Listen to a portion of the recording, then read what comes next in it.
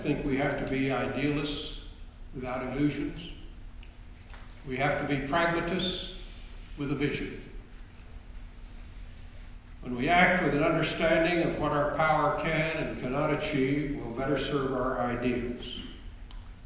Instead of merely seeking confrontation with those who oppose us, we should push relentlessly for opportunities for all who are willing to join us.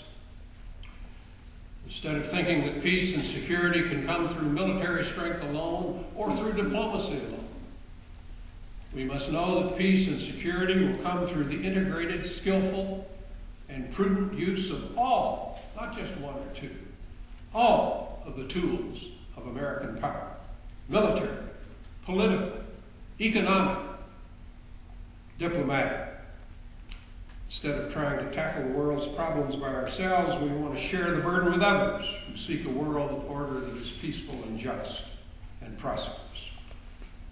And instead of pushing for an international system built in our image, America should lead, as we did after World War II, an international system that effectively advances our interests and values, as well as the interests and values of other like-minded nations.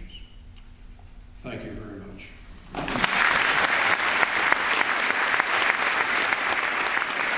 Brought up Saudi Arabia, but I wonder if maybe you would have been a little bit more specific with respect to Saudi Arabia. According to the Los Angeles Times article on July 15th, 45% of the insurgency in Iraq is from Saudi Arabia.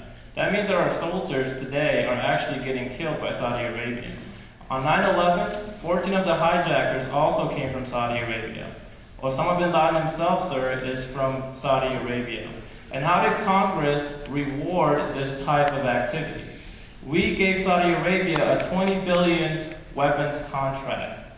How about the rest of the region with respect to Pakistan? Osama bin Laden continues to reside in Pakistan alive and well. Pakistan belongs to actually does not belong to the Non-Proliferation Treaty. They have nuclear weapons.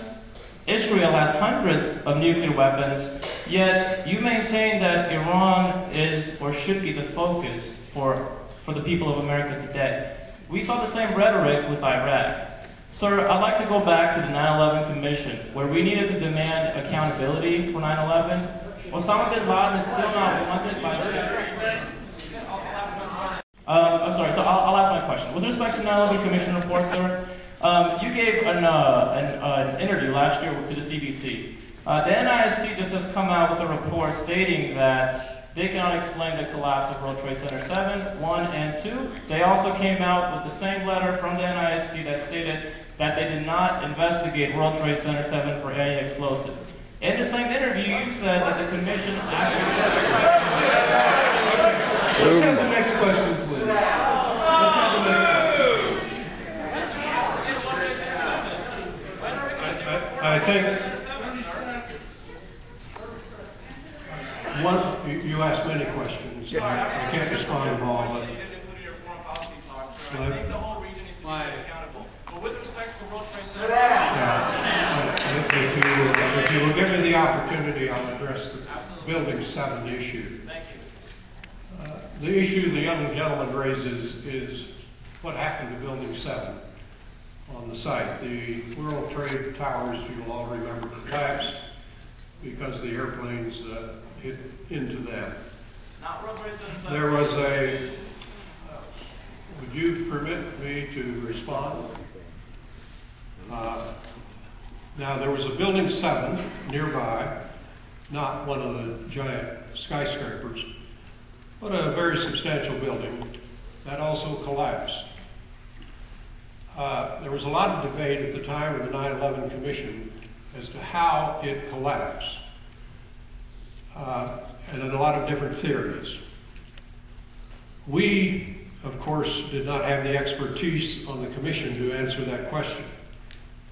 So we called in the finest construction engineers in the country to examine what happened at Building 7. And they gave a report, which the Academy of Engineers, or whatever the title of the group is, confirmed. And they gave a very elaborate explanation, which excluded bombs, basically related to the intense heat that came from the collapse of the towers. Now, that was not proof. And there are many, many theories about Building 7. I would say it has not been finally resolved, but in the view of the Commission, largely resolved on the basis of the consulting engineer's report.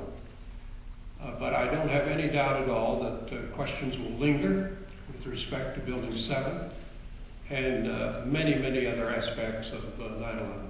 When will the report be published? It is not published. The Securities and Exchange Commission, U.S. Secret Service, and many financial institutions.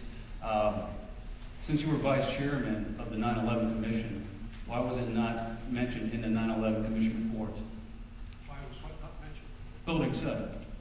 Why was the collapse of Building 7 not mentioned in that report? I think Building 7 was mentioned in some of the annexes.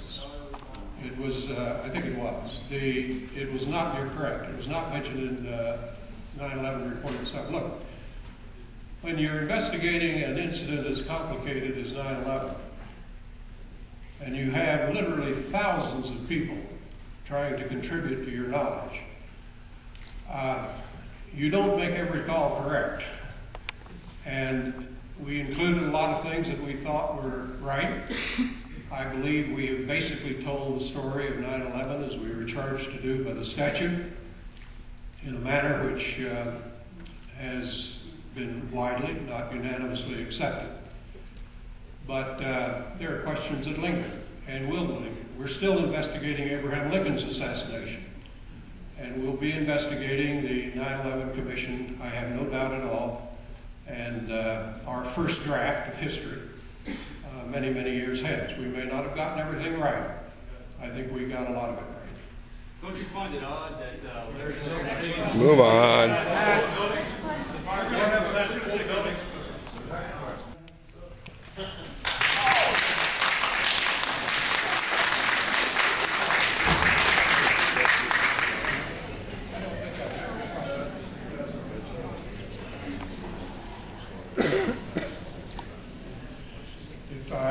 If Daniel and I heard the question correctly, she wanted to know what is the justice for Americans who were killed by their own country on 9/11.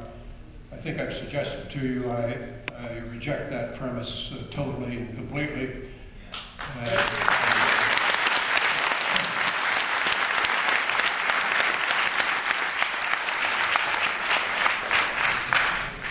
Thanks. I appreciate your comments and agree with most of them today. I am going to ask you a difficult question nonetheless. Peter Dale Scott writes in his book, Road to 9/11, regarding Iran-Contra and October surprise that, quote, the key figure in both cover-ups was Congressman Lee Hamilton, unquote. I hope everybody in this room knows what October surprise is. I've only got time.